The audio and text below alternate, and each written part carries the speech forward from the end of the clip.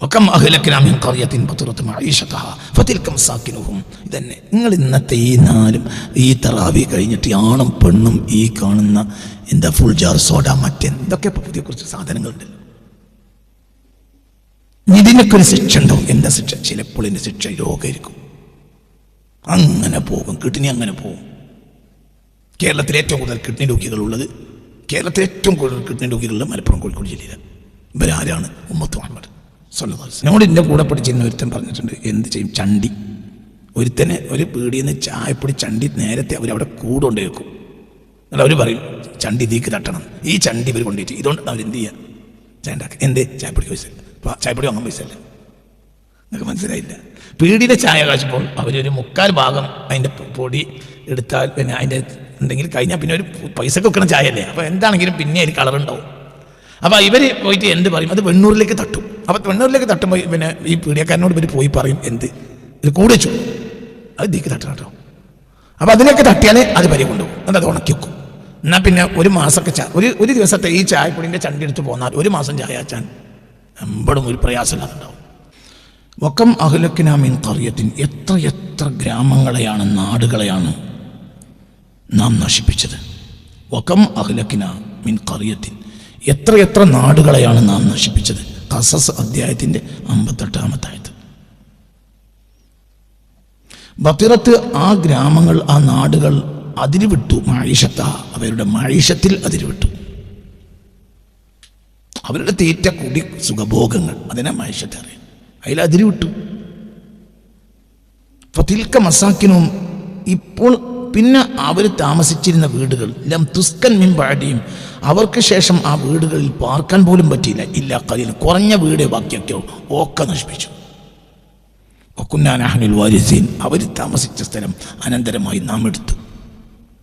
പിന്നെ അവിടെ ആളെന്നില്ല, ഓരോ നശിപ്പിച്ചു എന്നുണ്ട്. എൻ്റെ ഒരു പ്രശ്നം കണ്ടുപിടിച്ചതൊന്നുമല്ല. ബത്തിറത്ത് മഈശത്ത, അവർ മഈശത്ത് അതിരുവിട്ടു. അവരുടെ മഈശത്തിൽ അവരതിരുവിട്ടു. മനുഷ്യനൊരു പരിധിയുണ്ട്, പരിധിയൊക്കെ പുറത്ത് പോകരുത്. അതിനൊക്കെ കാരണം ഗൾഫാണ്. ഗൾഫ് പോലെ ഒരു ആപത്ത് ലോകത്തുണ്ടായിട്ടില്ല. എല്ലാ ആപത്തിനും കാരണം ഗൾഫാണ്. ഞാൻ എന്നും ഗൾഫിനെതിരാണ്, എന്നും ഏത് കാലത്തും. അപ്പോൾ ഗൾഫുകാരെ പൈസകൾ ദാറുൽ ഖുർആൻ, അത് നിങ്ങൾ സൗകര്യം കൊടുക്കാതിരിക്കുക, നിങ്ങൾ സൗകര്യം ചെയ്തോളി. ആരും പൈസ ഇട്ട് തന്നാൽ ഇത് പൂട്ടിയ എനിക്കൊരു വിഷയവുമില്ല. എന്നെ സംബന്ധിച്ചാൽ ദാറുൽ ഖുർആൻ നടന്നു വന്ന നിർബന്ധമൊന്നുമില്ല. ഇതിപ്പോൾ ഗൾഫുകാരെ പൈസ ഇതിന് സ്വീകരിക്കില്ല ഒന്നുമില്ല. ഞാൻ കാര്യം പറഞ്ഞു തരികയാണ്. ഓരോ കാലത്തും ഗൾഫിൽ ഞാനും പോയിട്ടുണ്ട്, പക്ഷെ അന്ന് ഈ പോലല്ല. പിന്നെ നാടോടുമ്പോൾ നടുവോടല്ല നമ്മളെ കടമയാണ്. ഒന്ന്, ഇത് ഒരു രീതി നമ്മളെ നാട്ടിൽ ഉണ്ടാക്കി വെച്ചു. ഒരു നാട്ടുകാർക്ക് ആ നാട്ടിൽ നിന്ന് മഴിച്ചിട്ടുണ്ട്. പുറത്തേക്ക് ആ നാട്ടിൽ നിന്ന് പുറത്തേക്ക് അവർ പോയാൽ ആ നാടിൽ പലതും പെരുകും. വ്യഭിചാരം പെരുകും, തോന്നിയാസം പെരുകും, ഒക്കെ പെരുകും. കുട്ടികൾക്ക് ശിക്ഷണം ഇല്ലാതെ വളരൽ പെരുകും. മനസ്സിലായില്ല? ഓരോ നാട്ടുകാരുടെ മനുഷ്യത്തെ എവിടെ നിന്നുണ്ടാകണം പറയും, ആ നാട്ടിൽ നിന്നുണ്ടാകണം. പിന്നെ അല്ലെങ്കിൽ രഹലത്തെ ഷിതാഇ വസ്സൈഫ്, കുറച്ച് ആളുകൾ കൂടിയിട്ട് സംഘം കെട്ടിപ്പോയി എന്ത് ചെയ്യുക? കച്ചവടം ചെയ്തിട്ട് തിരിച്ചു വരിക. അപ്പോൾ ഇവിടെ എമ്പാടും ആളുണ്ട്. അവിടെ പണിക്കോയിട്ട് കഫീലിൻ്റെ കീഴിൽ നിൽക്കുകയല്ല. ഈലാഫി ഖുറൈശിൻ ഈലാഫിഹിം രഹലത്തെ ഷിതാഇ വസ്സൈഫ്. അപ്പോൾ എന്താ? കച്ചവടത്തിന് പോവുക. കച്ചവടം കഴിഞ്ഞാൽ തിരിച്ചു വരും.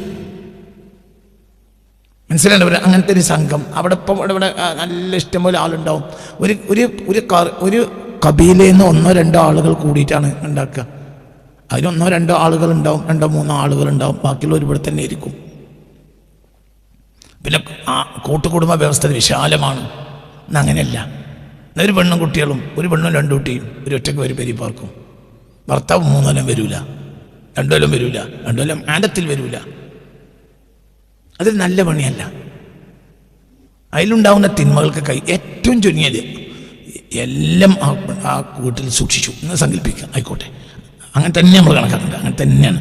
90% സ്ത്രീകളും അവരുടെ ഔറത്തിനെ സൂക്ഷിച്ചു, ആണുങ്ങൾ അവിടെ അവരുടെ ഔറത്തിനെ സൂക്ഷിച്ചു. പക്ഷെ ഒരു പ്രശ്നം ഉണ്ടാവും. എന്താണ്? പിതാവ് വീട്ടിലിരുന്നു കൊണ്ട് കുട്ടികൾക്ക് ശിക്ഷണം നൽകുന്ന ആ ഒരു ഹൈറ് ഉണ്ടാവില്ല. ഓരോന്നും അങ്ങനെയാണ്, ഓരോന്നും എല്ലാം അപ്പം ബാപ്പ വീട്ടിൽ ചെന്നാൽ ബാപ്പ അപ്പം ഞാൻ ഇന്നലെ ക്ലാസ് കഴിഞ്ഞു വീട്ടിൽ ചെന്നപ്പോൾ മകൻ്റെ മാർക്ക് ലിസ്റ്റ് വന്നിട്ടുണ്ട്. അപ്പോൾ മാർക്ക് ലിസ്റ്റ് നോക്കിയപ്പോൾ ദേഷ്യം വന്നു. അപ്പോൾ പിന്നെ വൈകുന്നേരം വരെ അയിമത്തന്നെയായി, രാത്രിയോ അയിമത്തന്നെയായി. നേരം വിളിക്കുമ്പോഴും പുറങ്ങിപ്പോരുമ്പോഴും മകനോട് തന്നെ പറഞ്ഞു, ശ്രദ്ധിച്ചോ, പഠിക്കേണ്ട കാലത്ത് പഠിച്ചോ. ഇത് ഫോണിൽ കൂടി പറയണ എന്നൊരു പരിധിയുണ്ട്. നിങ്ങൾക്ക് പറയുന്നത് മനസ്സിലായോ? നേരം വിളിച്ചാൽ ആദ്യം നമ്മൾ എണീറ്റാൽ ആദ്യം നോക്കാം മക്കൾ എണീറ്റോന്നാ. എണീറ്റില്ലെങ്കിൽ വിളിച്ച് ഉമ്മ വിളിച്ചാൽ അവർ എണീക്കൂല, അത്താഴത്തിന് എണീക്കൂല. അത് എല്ലാ വീട്ടിലും അങ്ങനെയാണ്, എണീക്കണമെന്ന്. അപ്പം പിന്നെ ഒറ്റയടിക്ക് എണീക്കും. മനസ്സിലായില്ല? ബാപ്പ വിളിക്കലും ഉമ്മ വിളിക്കലും രണ്ടാണോ അല്ലേ? പറയാൻ രണ്ടാണോ അല്ലേ? ആ എൻ്റെ പെരി അങ്ങനെ തന്നെയാണ്. എൻ്റെ പെരിയിലും അത്താഴെന്ന് പറഞ്ഞ അവർക്ക് തിന്നാണ് നല്ല കാര്യമല്ലേ അവർക്ക്. പക്ഷെ അതിനോ എണീക്കൂല. നിസ്കരിക്കണം, അതിന് പറയേണ്ട ആവശ്യമില്ലല്ലോ. ഒരു നിസ്കരിച്ചില്ല, ഞാൻ 2 വട്ടം വിളിച്ചു 3 വട്ടം വിളിച്ചു, ഒരു സുബഹിക്ക് എണീറ്റില്ല. നിങ്ങളൊന്ന് നോക്കിയെന്ന് പറഞ്ഞാൽ നമ്മൾ ചെന്ന് ഒച്ച കേൾക്കുമ്പോൾ ഇപ്പോൾ എണീറ്റ് പോഞ്ഞു എണീക്കലൊന്ന്. നിങ്ങൾക്ക് പറയണ മനസ്സിലായോ? ഇത് ആ വീട്ടിലുണ്ടാവില്ലല്ലോ. പറയും മനുഷ്യന്മാരെ, ആണോ അല്ലേ? ഇല്ല, ഇതൊരു നഷ്ടമല്ലേ? തെർബിയത്തുൽ ഔലാദ് പറഞ്ഞാൽ ചെറിയ കാര്യമാണോ? ചെറിയ കാര്യമല്ലല്ലോ. തെർബിയത്തുൽ ഔലാദ് ചെറിയ കാര്യമല്ല, വലിയ കാര്യമാണ്, ചെറിയ കാര്യമല്ല.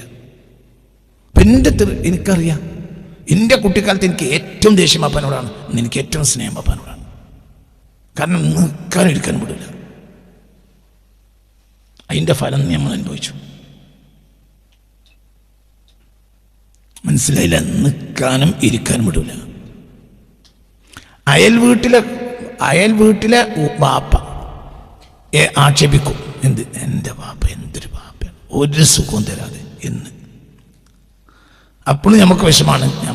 നമുക്ക് ഈ വാപ്പനെ കിട്ടിയാൽ മതിയായിരുന്നു. ആ കുട്ടികളൊന്നും എവിടെ എത്തിയില്ല. നമ്മൾ ഏതായാലും ഇവിടെ എത്തിയല്ലോ. നിങ്ങൾക്ക് പറഞ്ഞാൽ മനസ്സിലായി. അപ്പോൾ കാരണക്കാരനാരാ? ബാപ്പ ആണോ അല്ലേ? എനിക്ക് എൻ്റെ ഉമ്മനേക്കാൾ ഇഷ്ടം ബാപ്പാനെ. ഉമ്മ നല്ല ആളായി, നമുക്ക് ഭയങ്കര ഇഷ്ടമാണ്. പക്ഷെ അതിൻ്റെ 100 ഇരട്ടി എനിക്ക് ബാപ്പ ഇഷ്ടം. കാരണം ബാപ്പയാണ് എന്നുണ്ടാക്കിയത്. എല്ലാ കാര്യവും കടുക് പോലെയാണ്. ബാപ്പാക്ക് വേറെ ആൺകുട്ടികളില്ല. ഈ മനുഷ്യൻ ഒറ്റയ്ക്ക് കാര്യം തന്നെ എന്നോട് പറഞ്ഞിട്ടുണ്ട്. എന്നെ അടിച്ചിട്ട് ബാപ്പ ഒറ്റ കാര്യം. നമ്മളാ ജാതി കുട്ടിക്കാരങ്ങനെയല്ലേ, ആ ജാതി വികൃതിയായിട്ടും. എന്നിട്ട് നമ്മളെ ശിക്ഷിച്ചിട്ട് ബാപ്പ ഒറ്റയ്ക്ക് കാര്യം ശിക്ഷണം വേണം.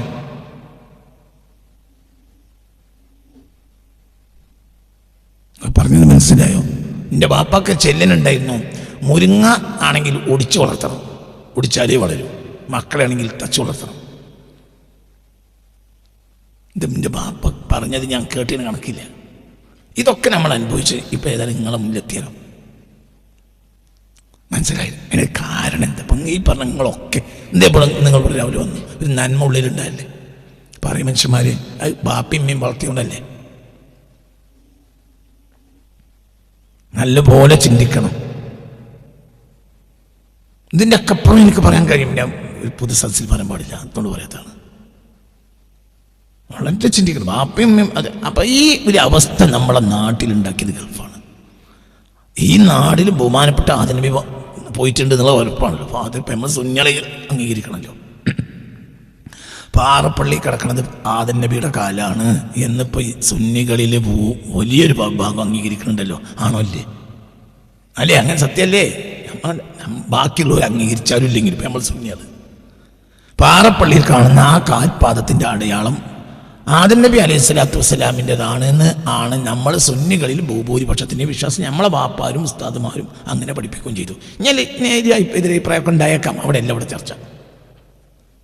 നമ്മൾ ഉസ്താദുമാർ പറഞ്ഞു തരികയും ഉസ്താദ് ഉള്ള ഓതുന്ന കാലത്ത് തന്നെ അത് കാണാൻ പോവുകയും പാറപ്പള്ളി സിയാറത്ത് ചെയ്യുകയും ആ കാൽപാദത്തിൻ്റെ അടയാളം കാണുകയും ഒക്കെ ചെയ്ത് നമ്മളെ കുട്ടിക്കാലത്ത് തന്നെ ഉണ്ട്. അപ്പോൾ ഒരു കാര്യം ഉറപ്പാണല്ലോ, ആ വീക്ഷണം അനുസരിച്ചെങ്കിലും ആദം നബി ഇതുവഴി വന്നിട്ടുണ്ടല്ലോ. പറയും മനുഷ്യന്മാർ ഇല്ലേ? അപ്പൊ ആദം നബി അലൈഹി സ്വലാത്തു വസ്സലാമിന്റെ കാലം മുതലേ മനുഷ്യവാസമുള്ള നാടല്ലേ ഇത്? അങ്ങനെ എന്തിക്കാലം അല്ലേ? എന്നിട്ട് ഓരോ എവിടെയെങ്കിലും പോയിനോ ജീവിക്കാൻ? ഈ സോക്കടി നമുക്കൊന്ന് 970 ശേഷമാണ്.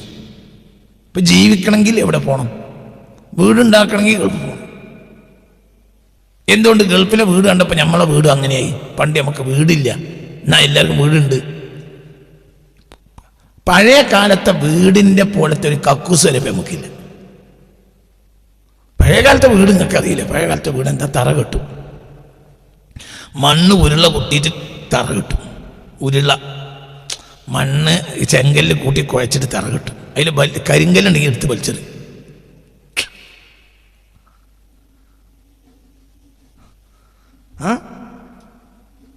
എൻ്റെ കൂടെ പഠിച്ചിരുന്നവർ ഹംസൻ ഉണ്ടായിരുന്നു. ഹംസാൻ്റെ ബാപ്പ പറഞ്ഞു, ഫിറൗന്മാരൊക്കെ എന്നെ കൊട്ടാരത്തിനൊക്കെ ഖുർആൻ വിമർശിച്ചിട്ടുണ്ട്, അതൊക്കെ കല്ലുകൊണ്ട് ഉണ്ടാക്കിയത്. കല്ല് വേണ്ടാറുണ്ട്. മനസ്സിലായില്ല? മണ്ണിൻ്റെ ഇടയിൽ മണ്ണ് കുത്തിയിട്ട് തറ വെക്കുമ്പോൾ അതിൻ്റെ ഇടയിൽ കരിങ്കല്ല് ഇട്ടപ്പോൾ അത് ബാപ്പ എറിഞ്ഞു. അപ്പം നമ്മളെ കുട്ടിക്കാലം വരെ അങ്ങനെയാണ്. കല്ലുകൊണ്ടല്ല തറ കെട്ടുക, പിന്നെ മണ്ണ് കുത്തും. മണ്ണ് കുത്തി തറ കെട്ടും. എന്നിട്ട് തറ കെട്ടിക്കഴിഞ്ഞാൽ 2 ആഴ്ച 1 മാസമൊക്കെ അവിടെ ഇടും. എന്ത്? ആ തറ ഉണങ്ങാൻ. എന്നിട്ട് അതിൻ്റെ മേലെ മണ്ണോട് ചുമര് വെക്കും. എന്നിട്ട് അതിൻ്റെ മേലെ വൈക്കൂല് വെക്കും. അല്ലെങ്കിൽ എന്ത് ചെയ്യും? ഓലത്തടുക്ക് പറയാം. അങ്ങനെ തന്നെയല്ലേ? ആ ഓല കൊണ്ട് ഒരു വാതിലും ഉണ്ടാവും. ഓലവാതിൽ 90% ഓലവാതിലാ. അല്ലെ? അങ്ങനെ തന്നെ.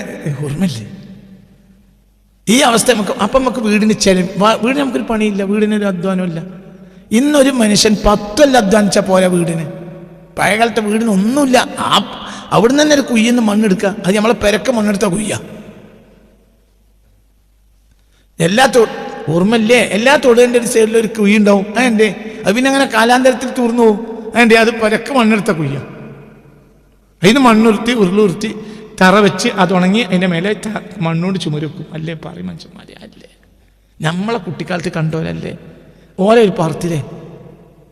കള്ളന്മാരൊന്നുമില്ലേ? നിങ്ങളെന്തേ? എന്നിട്ടൊരു കുഴപ്പമില്ല. കള്ളന്മാരൊന്നുണ്ടല്ലോ. നിങ്ങളെന്തുണ്ടായിരുന്നു?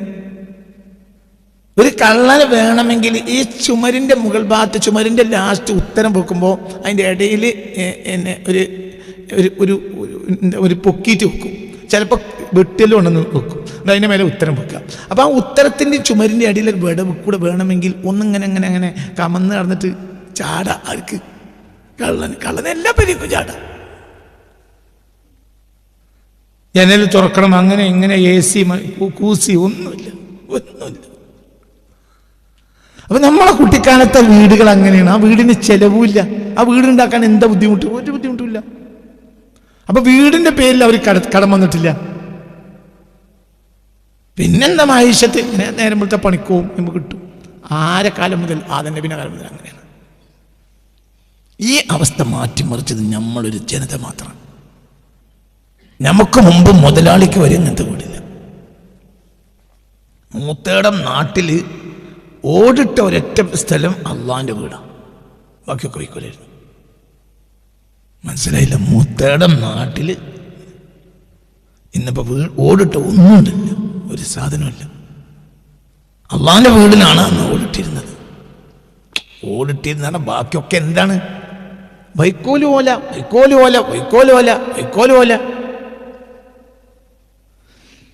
പിന്നെ ഭക്ഷണ കാര്യങ്ങൾ നിങ്ങൾ എന്ത് ചിന്തിക്കുക? ചായ, നേരത്തെ ചായ ഉണ്ടാവും. ചിലർക്ക് മധുരം ഉണ്ടാവും, ചിലർക്ക് മധുരം ഉണ്ടാവില്ല.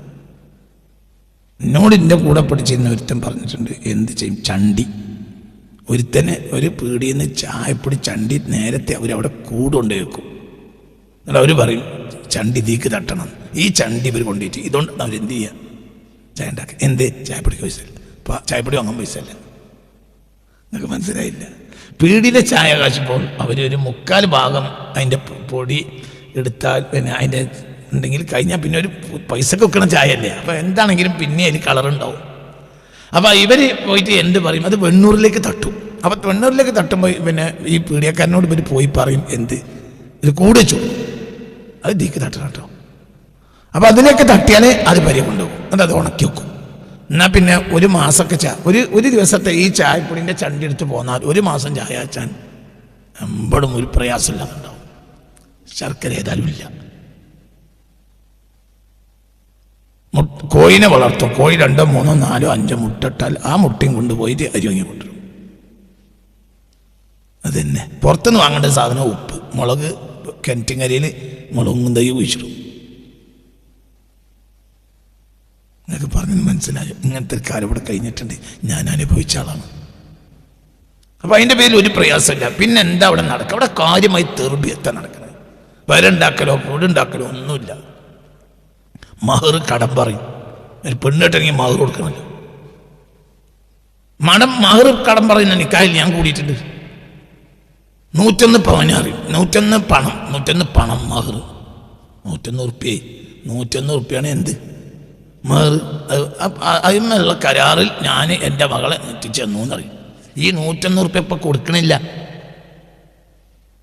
ഒരു 90% മഹർ കടയിരിക്കും. ചിലർ പിന്നെ ഭാര്യക്ക് അത് കടം വീട്ടും. പിന്നെ ചില അമ്മോശാക്കാരെ കുറ്റം പറഞ്ഞുകൊണ്ട് തീർക്കും. ഓനെ പറഞ്ഞ മഹർ ഇപ്പോഴും തന്നിട്ടില്ല. എത്ര മഹർ? 100 ഉറുപ്പ്യ. അവസാനം അമ്മോശാക്കി മരിക്കാൻ നേരത്തെ എല്ലാവരും കൂടി കൂട്ടി പൊരുത്തപ്പെടിക്കും. എന്ത്? ഞാൻ ആ മഹർ ഇന്നത്തെ 8-10 കുട്ടികളാണ് ഇന്നത്തെ മഹർ കൊടുക്കുന്നത്. ഈ 101 പണം 50 പണം 25 പണം ആ മഹറിന് ഞാൻ കെട്ടിച്ചു. ഓട്ടമുക്കാല് ഇതൊക്കെയാണ് മഹർ പറയാം. കടം പറയണ മഹറില്ല നിൽക്കാൻ ഞാൻ പങ്കെടുത്തിട്ടുണ്ട്. നിങ്ങൾ പറഞ്ഞ 10 പവനോ 25 പവനൊന്നും അല്ല. എന്ത് ഉറുപ്പ്യ? 101 പണം 50 പണം 75 പണം 25 പണം. നിങ്ങളുടെ അവസാനം പൊരുത്തപ്പെടിക്കുക. അത് തരാൻ കഴിഞ്ഞിട്ടില്ല. ആകെ ഒരു കടം പെരുമലൊന്നല്ല. ആകെ ഉള്ളതെന്താ? മഹർ കട. അവന് അവസാനം പൊരുത്തപ്പെടുകയും ചെയ്യും. കഴിഞ്ഞു. തന്നെ ജീവിതം. അവരെ കർമ്മങ്ങൾ എന്തെങ്കിലും തെർബിയത്ത കുട്ടികളെ വളർത്ത. ഒരു മദ്രസക്ക് പോകുന്നുണ്ടോ നോക്കുക. സ്കൂൾക്ക് മദ്രസ തന്നെ. അവർക്ക് ഹലാല ഭക്ഷണം കൊടുക്കാൻ വേണ്ടി പ്രാർത്ഥിക്കുക പഠിക്കുക തന്നെ. അപ്പോൾ ഒരു സന്തോഷമായി ജീവിച്ച് മരിച്ചു. ഒക്കെ മഹലക്കിനാ നോക്കിയത്. ഒക്കെ അഹ്ലക്കിനാമിൻ ഖറിയത്തിന് എത്ര നാടുകളെയാണ് നാം നശിപ്പിച്ചത്. പത്തുറത്ത് മൈഷത്ത അവർ മൈഷത്തിൽ അതിരുവിട്ടു. ഫസ്തിൽക മസാക്കിനുഹും അവരുടെ താമസ സ്ഥലങ്ങൾ ലം തുസ്കൻ മിൻ ബഅദിഹിം ഇല്ലാ ഖലീല കുറഞ്ഞ ആളുകൾക്ക് പിന്നെ പാർക്കാൻ പറ്റുള്ളൂ. അങ്ങനെ നശിപ്പിച്ചവർ. വകുന്നാ നഹ്നുൽ വാരിസീൻ ആ നാടുകളെല്ലാം നാം അനന്തരമെടുത്തു. വമാക്കാന റബ്ബുക നബിയെ അങ്ങയുടെ രക്ഷിതാവ് മുഹ്ലിക്കൽ ഖുറ ഒരു നാടിനെ നശിപ്പിക്കൂല ഹത്താ യബഅത ഫീ ഉമ്മിയ റസൂലൻ ഒരു പ്രബോധകനെ പറഞ്ഞേക്കാതെ യത്ലു അലൈഹിം ആയാത്തിന അവർക്ക് നമ്മുടെ ദൃഷ്ടാന്തങ്ങൾ കൃത്യമായി വചനങ്ങൾ ഓതി കൊടുക്കും. ഓതി കൊടുത്തിട്ടും ഒരു നന്നായില്ല. വമാ കുന്നാ മുഹ്ലിക്കൽ ഖുറ നാടുകളെ നാം നശിപ്പിക്കുന്നവനല്ല ഇല്ലാ വാഹിലുഹാ വാലിമൂൻ ആ നാട്ടുകാർ അക്രമികളായിട്ടല്ലാതെ. ഒരു നാടിനെ ഞാൻ നശിപ്പിക്കണമെങ്കിൽ ആ നാട്ടുകാർ ആരാകണം? അതിരുവിടണം. ബത്തിറത്ത് എന്നാണല്ലോ. ബത്തിറത്ത് ഇപ്പൊ നെരിയാണിക്ക് മുകളിൽ വസ്ത്രമാണെങ്കിൽ ബത്തറല്ല. നെരിയാണിക്ക് താഴെറിഞ്ഞാലോ അതിലിട്ടു. നെരിയാണി വരെ അത് കുഴപ്പമില്ല. നെരിയാണിക്കാണ് കടന്നാൽ ബത്തിറത്തായി. അപ്പൊ ഒരു നാടിനെയും ആ നാട്ടുകാർ അക്രമികളാകാതെ ഞാൻ നശിപ്പിക്കൂല. എന്റെ അക്രമികളെ അതിരുവിടുക, കുതിര വിടുക. ഓർക്ക് എന്തു ആവും? എൻ്റെ കുട്ടിക്കാലത്ത് ഞാൻ പറഞ്ഞുതരാം. എൻ്റെ കുട്ടിക്കാലത്ത് ഒരു നേരമില്ലാത്ത നേരത്ത് ഒരാളോ രണ്ടാളോ ഒരു റോട്ട് പക്കത്ത് നിൽക്കുന്നുണ്ട്. ഒരു വയസ്സനേരെ കടന്നുകൊണ്ടെങ്കിൽ എന്താ ഈ നേരത്തെ ഇവിടെ എന്ന് ചോദിക്കും. അത് ഓൻ്റെ മാപ്പൊന്നും ആയിക്കൊള്ളുന്നില്ല. എൻ്റെ സത്യല്ലേ ഏത് മനുഷ്യൻ ചോദിക്കാം. എൻ്റെ കുട്ടികളെ ഞാനീ പറയണത്. എന്താ ഈ നേരത്തെ ഇവിടെ നിങ്ങൾ പോയി നിങ്ങളാരാന്ന് ചോദിക്കൂല. ചോദിച്ചാൽ പിന്നെ അവൻ്റെ കഥ കഴിഞ്ഞു. അവനെ കൊല്ലും അവൻ്റെ വാപ്പ. ചേക്കുട്ടിയാക്കാൻ അവിടെ എന്താ തോന്നിയ ദിവസം പറഞ്ഞു. ചേക്കുട്ടിയാക്കാൻ പള്ളിയിൽ നിന്ന് എന്നോട് കണ്ടപ്പോൾ പറഞ്ഞല്ലോ നിങ്ങളെ മകൻ എന്നോട് കയർത്തു. ആർക്കും ഇന്നലെ ഇവിടെ ഇരുന്ന ഷമീർ പറഞ്ഞ് ക്ലാസ്സിൽ ഇരിക്കുമ്പോൾ പറഞ്ഞു എൻ്റെ മകനെ ഒരു സംഘം ആളുകൾ തെറാവി വേണ്ടി ടെറഫ് കുളിച്ചു. ഇത് കൊണ്ടാണ് ഞാൻ തടഞ്ഞു നിർത്തി. ബാക്കിയുള്ളവരൊക്കെ പോയി. ഇന്നലെ നമ്മളെ ക്ലാസ്സിൽ ഇവിടെ മിഞ്ഞാന്ന് പറഞ്ഞു ഷമീർ. അന്ന് 6 മണി കഴിഞ്ഞ് ഒരാൾ നമ്മളെ കുട്ടിക്കാലാണ് ജനങ്ങളെ. അതിന് പിന്നെ കാലം റസൂലുള്ളാഹിന്റെ കാലമല്ല. നമ്മളെ കുട്ടിക്കാലത്ത് മഗ്‌രിബിന്റെ 10 മിനിറ്റ് മുമ്പ് കളി നിർത്തിയിട്ടില്ലെങ്കിൽ അതിലെ പോകുന്നവരൊക്കെ പറയും പോയടാട്.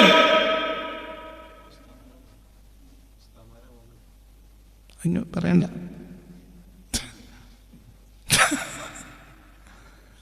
സത്യല്ലേ? സത്യാണ്. രാത്രി കളിക്കുന്ന ടർഫിനെതിരെ ഞാനൊരു സ്ഥലത്ത് പ്രസംഗിച്ചിട്ട് അവിടെ തല്ലല്ലാത്തോ കാണുന്നു. നിങ്ങൾ എന്ത് നടത്താനും ഇതൊക്കെ കുട്ടികൾക്ക് നല്ല ഉസ്താമാർ വരെ ഇവിടെ കളിക്കാൻ പറ്റുന്നുണ്ട്. നിങ്ങൾക്കൊരു പറ്റാത്ത, നിങ്ങൾക്ക് ഒരു പുതിയ ദീനിറങ്ങിയാണ്. ഞാൻ മാനം കിട്ടും.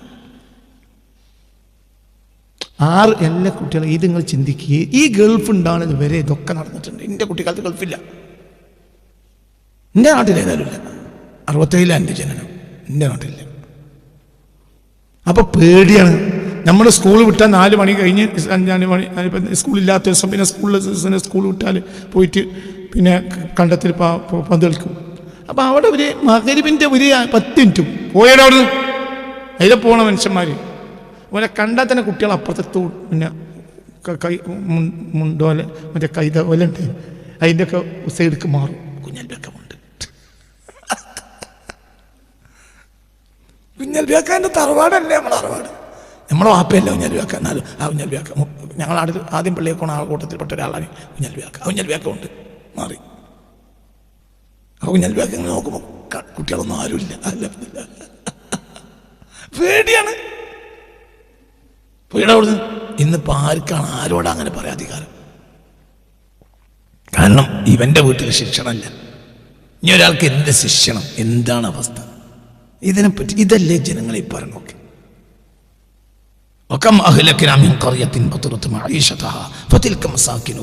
ഇതന്നെ നിങ്ങൾ ഇന്നത്തെ ഈ 4 ഈ തറാവി കഴിഞ്ഞിട്ട് ആണും പെണ്ണും ഈ കാണുന്ന എന്താ ഫുൾ ജാർ സോഡ മറ്റെന്തൊക്കെ പുതിയ കുറച്ച് സാധനങ്ങളുണ്ടല്ലോ.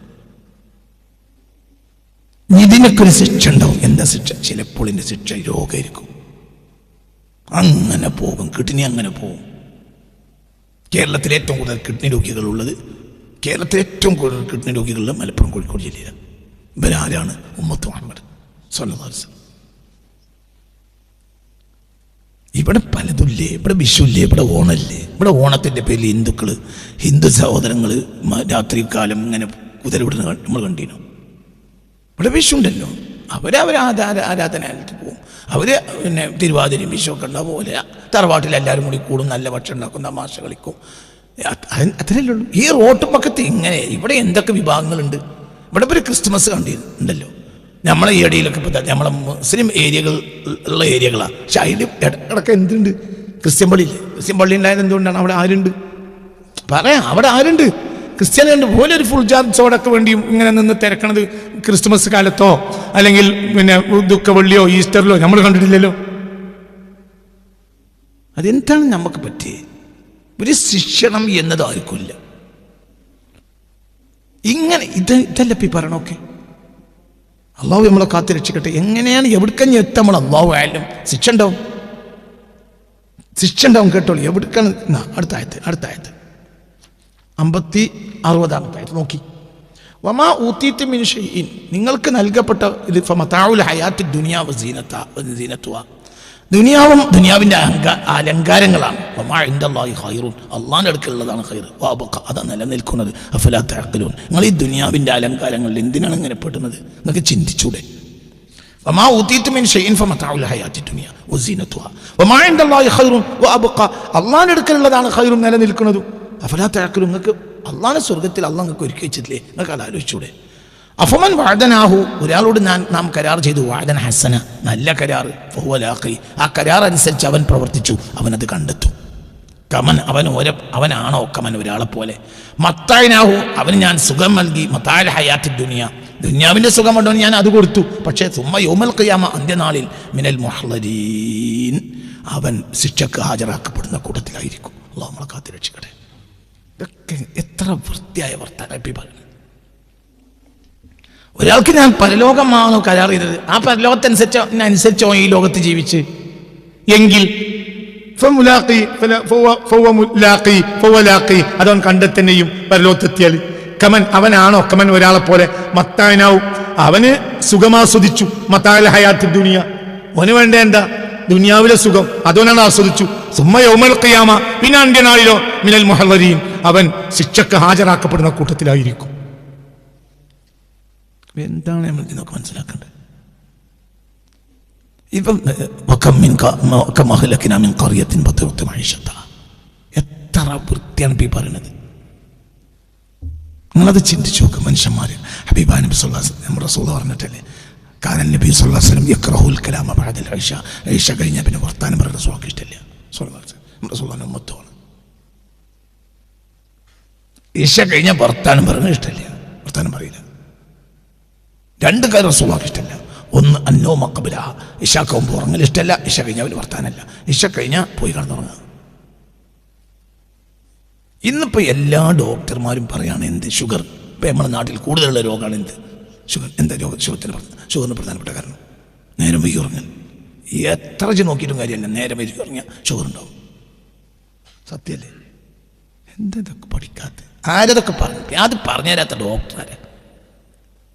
ഈ ഷുഗറിന് സത്യം മരുന്നും കുടിക്കണ്ട, നീ നിയന്ത്രിച്ചാൽ മതി. ഒന്നാം നിയന്ത്രണം എന്താണ്? ഉറക്കം നേരത്തെയാക്കണം. ഉറക്കം നേരത്തെയാക്കണം. ഈശ നിസ്കരിച്ചിട്ട് ഞാൻ എത്രത്തോളം എന്ന് പറഞ്ഞാൽ എൻ്റെ കുട്ടിക്കാലത്ത് എന്ത് ചെയ്യുന്നറിയോ, ചില ആളുകൾ തറാവി നിസ്കരിച്ചിട്ട് പായും, വേഗം പോയി കാണും, പിന്നെ ഒന്നും നോക്കൂല, വിത്തറ് നിസ്കരിക്കൂല. ജനമല്ലാക്കാരും മറ്റൊക്കെ വേഗം പോയി കിടന്നുറങ്ങും. എന്നിട്ട് അവർ 3 മണിക്ക് 4 മണിക്ക് 3 മണി 3:30 എണീറ്റ് പിന്നെ ബാക്കിയൊക്കെ നിസ്കരിക്കും. ഉറക്കട് ക്ലിയറാക്കും. അത് അള്ളാഹ്ക്ക് ഇഷ്ടമാണ്. അള്ളാഹ്ക്ക് ഏറ്റവും ഇഷ്ടം എന്താണ്? ഒരാൾ എന്ത് ചെയ്യലാണ്? നേരത്തെ ഉറങ്ങുക, നേരത്തെ എണീക്കുക. അത് ഏത് ജനത അങ്ങനെയാണ്. ഇപ്പം ഹിന്ദു സമുദായത്തിൽ ഒരു മാന്യമായി സൂക്ഷിക്കുന്ന ഒരു വ്യക്തി ഉണ്ടെങ്കിൽ ആ വ്യക്തി എന്ത് ചെയ്യും? നേരത്തെ ഉറങ്ങും, നേരത്തെ എണീക്കും. ക്രിസ്ത്യാനികളും അങ്ങനെ തന്നെയാണ്. എല്ലാ ജനങ്ങളും എല്ലാ മതത്തിലും അങ്ങനെയാണ്. നേരത്തെ ഉറങ്ങി നേരത്തെ എണീക്കലാണ് എല്ലാ മതവും. മനസ്സിലായില്ല? ഇസ്ലാം മാത്രമല്ല, എല്ലാ മതത്തിലും. ഇപ്പം ഇതൊക്കെ കാണുമ്പോൾ ഇവിടുത്തെ ഹൈന്ദവ സഹോദരങ്ങൾ എത്ര ലജ്ജിക്കുന്നുണ്ടാവും നമ്മളെ പറ്റി. എന്താ മാപ്പിളാരവസ്ഥ? രാത്രി 12 നിങ്ങൾ ബീച്ചിൽ പോയി നോക്കി ഇല്ലേ? നിങ്ങൾ കോഴിക്കോട് ബീച്ചിൽ പോയി നോക്കി, അവിടെ എന്ത് പെണ്ണുങ്ങളും ആണുങ്ങളും വരുന്നുണ്ടാവും. അതിന് നേരം കഴിഞ്ഞാൽ ഒരു പോവും. നേരം വെളുക്കുന്നവരെ ബീച്ചിൽ കുതിര വിടുന്നുണ്ട്. അതാരാ? മാപ്പിളാര. നമുക്ക് ചോദിക്കാൻ പറയാൻ ആളില്ല. നമുക്കിതൊന്നും വിഷയമല്ല. ഇത്തരം കാര്യങ്ങൾ നമ്മളെ സംബന്ധിച്ചിടത്തോളം ഒരു വിഷമോ ഒരു കാര്യമായി നമുക്ക് തോന്നുന്നതിനല്ല. അതുകൊണ്ട് ഇതൊരു വിഷയമാക്കണേ ഇല്ല, ഒന്നുമില്ല. ഇപ്പം നിങ്ങൾ പറഞ്ഞല്ലോ, ഇപ്പം ഈ കൂട്ടത്തിൽ ഒരാൾ പറഞ്ഞു ടർഫിൽ രാത്രി കളിക്കാൻ പോകുന്നത് ഉസ്താദ്മാരാണെന്ന്. ഇവിടെ ഇപ്പോൾ ഒരാൾ പറഞ്ഞു. എന്നോട് പറഞ്ഞില്ലേ ഞാൻ ടർഫിനെ രാത്രി കളിയിൽ എന്നെ എതിർത്തപ്പോൾ അവിടെ പള്ളിയിൽ പ്രശ്നം ഉണ്ടാക്കിയപ്പോൾ അവിടുത്തെ ഒരാൾ പറഞ്ഞത് എന്താണെന്നറിയോ? അയാൾക്ക് ടർഫുണ്ട്, അയാളാണ് പ്രശ്നം ഉണ്ടാക്കിയത്. ഉസ്താദ്മാർ ഒരു രാത്രി കളിക്കാൻ പറ്റുന്നുണ്ട്, ഞങ്ങൾ എന്താ പറയുക? അപ്പം നിങ്ങൾ ചിന്തിക്കുക. അപ്പോൾ ഒന്നിനും വ്യവസ്ഥ ഇല്ലാതെ വ്യവസ്ഥ നഷ്ടപ്പെട്ടു. ഇതന്നെ ബത്തിറത്തുമായി വ്യവസ്ഥ ഇല്ലാതെ ആവുക. എനക്ക് വേണ്ടത് ഇജ് തിന്ന, എനിക്ക് വേണ്ട ഞാൻ തിന്ന. എനക്ക് വേണ്ടത്ര ഇജ് ആസ്വദിക്കുക, എനിക്ക് വേണ്ടത്ര ഞാൻ ആസ്വദിക്കുക. അതാണ് ബത്തിറത്ത് മൈഷത്ത. മൈഷത്തിൽ അതിര് വിട്ടു. ഈറ്റും കുടിയും കുതിരവിടലും ഇങ്ങനെ അങ്ങനെ. ഞാൻ ഇമാം ഗസാലി തങ്ങളെ വായിക്കാം. കേട്ടോ, ഞാൻ ഇമാം ഗസാലി തങ്ങളെ വായിക്കാം. എന്താണ് ഇമാം ഗസാലി തങ്ങൾ പറയുന്നത് നോക്കി. എന്താണ് ഇമാം ഗസാലി തങ്ങൾ റളിയല്ലാഹു അൻഹു? എന്താണ് ഇമാം ഗസാലി തങ്ങൾ പറയുന്നത് റളിയല്ലാഹു അൻഹു എന്ന്?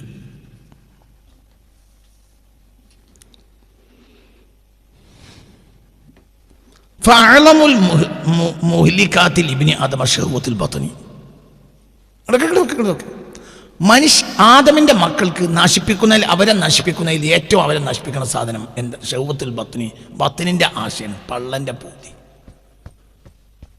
പള്ളയാണ്. ആദമിന്റെ മക്കളെ ഈ ഭൂലോകത്തിൽ ഏറ്റവും നശിപ്പിക്കൽ എന്തായിരിക്കും? വയറ്. ഫഅലമുൽ മുഹ്ലികാത്തി. മുഹ്ലികാത്ത് നശിപ്പിക്കുന്ന സാധനങ്ങൾ, ഒരു വ്യക്തിയെ നശിപ്പിക്കുക. ആ നശിപ്പിക്കുന്നതിൽ ഏറ്റവും വലിയ ഘടകം ലിബ്നി ആദമ. ആദമിന്റെ മക്കൾക്കെല്ലാം അവരെ നശിപ്പിക്കുന്ന ഘടകങ്ങളിൽ ഏറ്റവും വലിയ ഘടകം ശഹ്വത്തുൽ ബത്നി. ശഹ്വത്താണ്, ആശ. എന്തിന്റെ ആശ? പള്ളയുടെ ആശ, പള്ളന്റെ പൂതി, പള്ളയിലേക്കുള്ള വികാരം, പള്ളയുമായി ബന്ധപ്പെട്ട വികാരങ്ങൾ. ഫബിഹാ, ഈ പള്ളേക്കിടുന്ന വികാരം കൊണ്ടല്ലേ ഉഖ്രിജ ആദമു വ ഹവ്വാഉ മിൻ ദാരിൽ ഖറാഇ ഇദാ ദാരി ദില്ലി വൽ ഇഫ്തിഖാർ. സ്വർഗത്തിൽ നിന്ന് ഈ പള്ള കാരണമായിട്ടല്ലേ നമ്മൾ പുറത്തേക്ക് ചാടി? അപ്പം തന്നെ നിങ്ങൾക്ക് തിരിഞ്ഞൂടെ? നമ്മളെ ഏറ്റവും വലിയ നശിപ്പിക്കുന്ന സാധനം എന്താണ്? പള്ളയാണ്. ഞാനല്ല പറയാ, ഞാനല്ല.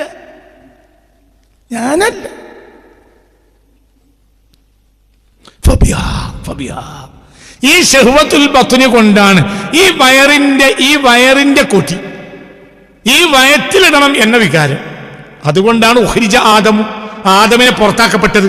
വഹവ്വാ, ഉമ്മയായ ആരെയും, ഹവ്വാഇനെ മിൻ ദാരിൽ ഖറാർ, എന്നെന്നും സ്ഥിരതാമസമാക്കാനുള്ള വീട്ടിൽ നിന്ന് ഇലാ ദാരി ദില്ലി, ഈ നിസാരമായ വീട്ടിലേക്ക്, വൽ ഇഫ്തിഖാർ, ദാരിദ്ര്യത്തിന്റെ.